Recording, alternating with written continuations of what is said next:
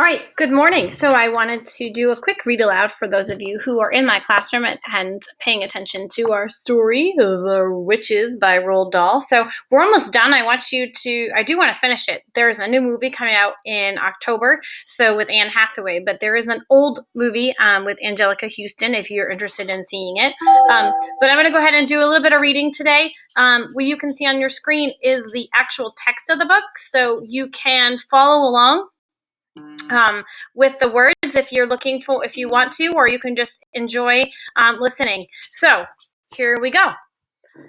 Remember in the story, the boy has been turned into a mouse, and the same with the Bruno Jenkins. Remember that they ate chocolate. The boy was trapped into the conference center, and they made him take the medicine.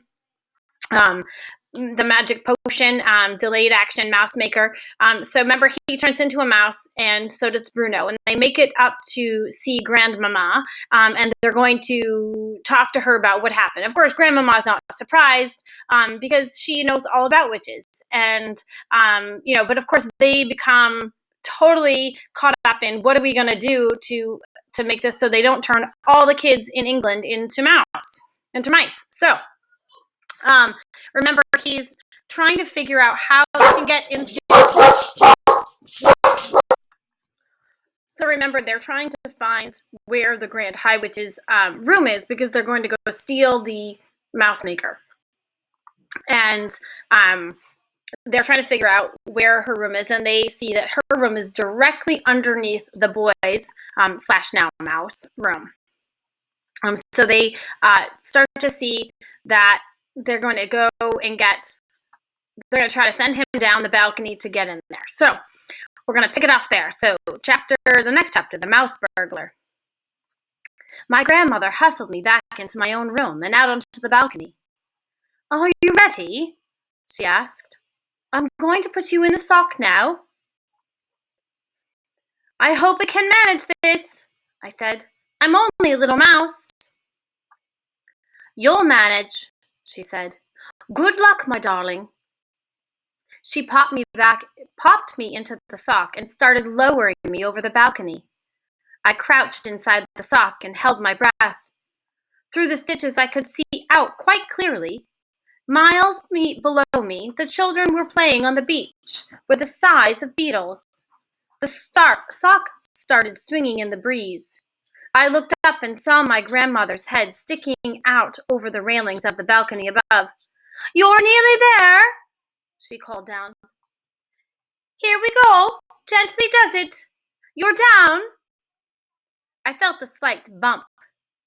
In you go, my grandmother was shouting.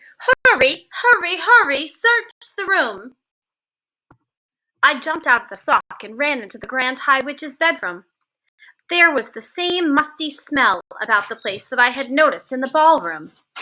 It was the stench of witches. It reminded me of the smell inside the men's public laboratory at our local railway station. As far as I could see, the room was tidy enough. There was no sign anywhere that it was inhabited by anyone but an ordinary person. But then there wouldn't be, would there? No witch would be stupid enough to leave anything suspicious lying around for the hotel maid to see. Suddenly, I saw a frog jump across the carpet and disappeared under the bed. I jumped myself. Hurry up, came my grandmother's voice from somewhere high up outside. Get the stuff and get out. I started skittering round and trying to search the room. That wasn't so easy. I couldn't, for example, open any of our drawers. I couldn't open the doors of the big wardrobe either. I stopped skittering about. I sat in the middle of the floor and had to think. If the Grand High Witch wanted to hide something top secret, where would she put it? Certainly not in any ordinary drawer, not in the wardrobe either. It was too obvious. I jumped up onto the bed to get a better view of the room. Hey, I thought, what about under the mattress? Very carefully, I lowered myself over the edge of the bed and wormed my way underneath the mattress. I had to push forward hard to make any headway, but I kept at it. I couldn't see anything.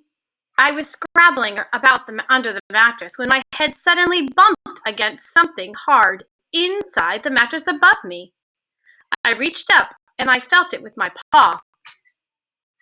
Could it be a little bottle? It was a little bottle. I could trace the shape of it through the cloth of the mattress. And right alongside it, I felt another hard lump, and another, and another. The Grand High Witch must have slit open the mattress and put all the bottles inside, and then sewn it up again. I began tearing away frantically at the mattress cloth above my head with my teeth.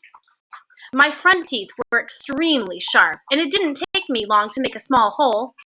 I climbed into the hole and grabbed a bottle by the neck. I pushed it down through the hole of the mattress and climbed out after it. Walking backwards and dragging the bottle behind me, I managed to reach the end of the mattress. I rolled the bottle off the bed onto the carpet.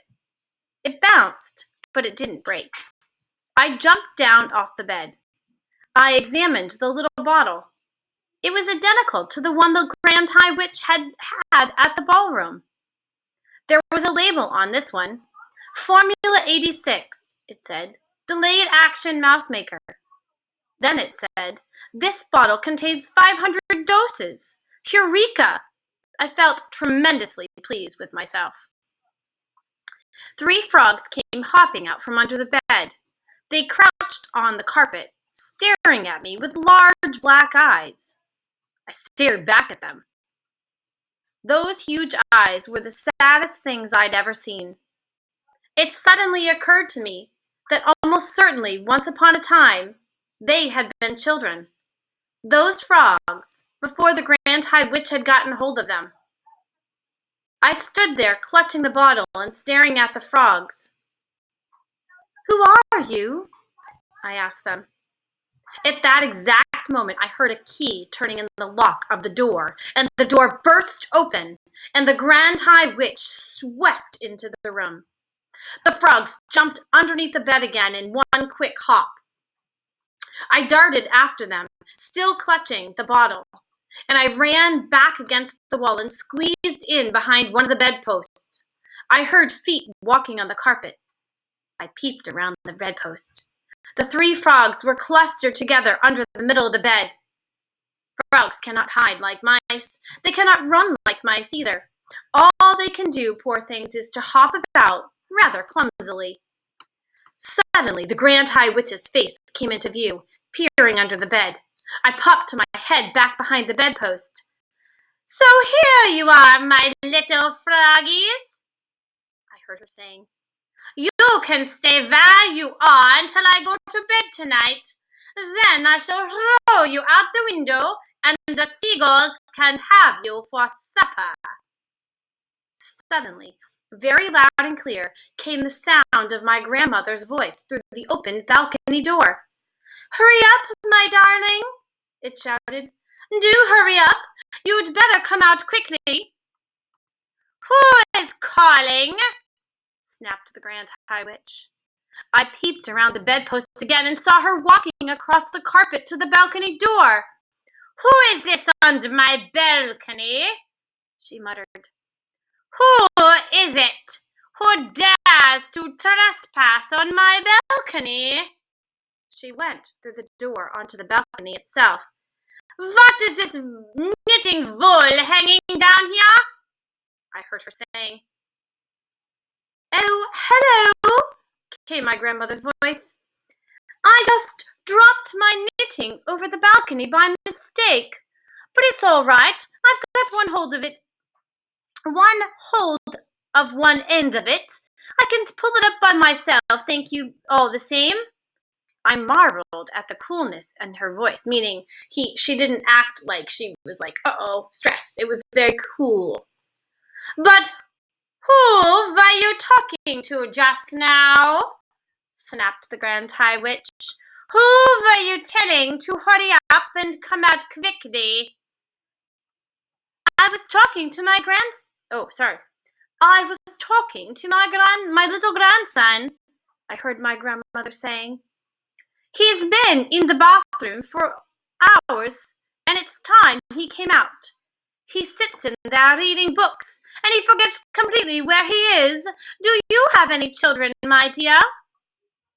I do not, shouted the Grand High Witch, and she came quickly back into the bedroom, slamming the balcony door behind her. I was cooked. My escape route was closed. I was shut up in the room with the Grand High Witch and 3 terrified frogs. I was just as terrified as the frogs. I was quite sure that if I was spotted, I would get caught and thrown over the balcony for the seagulls. There came a knock at the bedroom door. "What is it this time?" shouted the Grand High Witch. I was quite sure that if I was spotted, I would be caught and thrown out over the balcony for the seagulls. There came a knock at the bedroom door. "What is it this time?" shouted the Grand High Witch. "It is we ancient ones," a meek voice from behind the door. "It is 6 o'clock, and we've come to collect the bottles that you promised us, oh your grandness." I saw her creeping across the carpet towards the door. The door was opened, and then I saw a whole lot of feet and shoes beginning to enter the room. They were coming in slowly and hesitantly, as though the owners of those shoes were frightened of entering. Come in," snapped the Grand High Witch. "Do not stand out there dithering in the corridor. I don't have all night." I saw my chance. I jumped out from behind the bedpost and ran like lightning towards the open door. I jumped over several pairs of shoes on the way, and in 3 seconds I was out in the corridor, still clutching the precious bottle to my chest. No one had seen me. There were no shouts of, "Mouse, mouse!" All I could hear were the voices of the ancient witches burbling their silly sentences about how kind your grandness is and all the rest. I went scampering down the corridor to the stairs and up 1 flight. I went to the 5th floor and then along the corridor again until I came to the door of my own bedroom. Thank goodness there was no one in sight. Using the bottom of the little bottle, I began tapping on the door. Tap, tap, tap. Rap. I went. Would my grandmother hear me? I thought she must. The bottle made quite a loud tap each time it struck. Just so long as nobody came along the corridor. But the door didn't open. I decided to take a risk. "Grandmama!" I shouted as loudly as I possibly could. "Grandmama, it's me! Let me in!" I heard her feet coming across the carpet, and the door opened. I went in like an arrow. "I've done it!" I cried, jumping up and down. "I've got it, Grandmama! Look! Here it is! I've got a whole bottle of it!" She closed the door. She bent down and picked me up and hugged me. "Oh, my darling," she cried. "Thank heavens you're safe." She took the little bottle from me and read the label aloud. "Formula 86 Delayed Action Mouse Maker," she read. "This bottle contains 500 doses. You're brilliant, darling boy. You're a wonder. You're a marvel. How on earth did you get out of her room?" "I nipped out when the ancient witches were coming in," I told her. "It was all a bit hairy, Grandmama. I wouldn't want to do it again." I saw her too," my grandmother said. "I know you did, Grandmama. I heard you talking to each other. Didn't you think she was absolutely foul?" "She's a murderer," my grandmother said. "She's the most evil woman in the entire world." "Did you see her mask?" I asked. "It's amazing," my grandmother said. "It looks just like a real face. And even though I knew it was a mask, I still couldn't tell. Oh, my darling," she cried, she giving me a hug. "I thought I'd never see you again. I'm so happy you got away." So, I'm going to stop there for today. That's just one chapter. Follow along. I will try to do some more reading for today, for tomorrow, and every day this week, so we can finish up this book and see what happens to our mice friends and to the witches.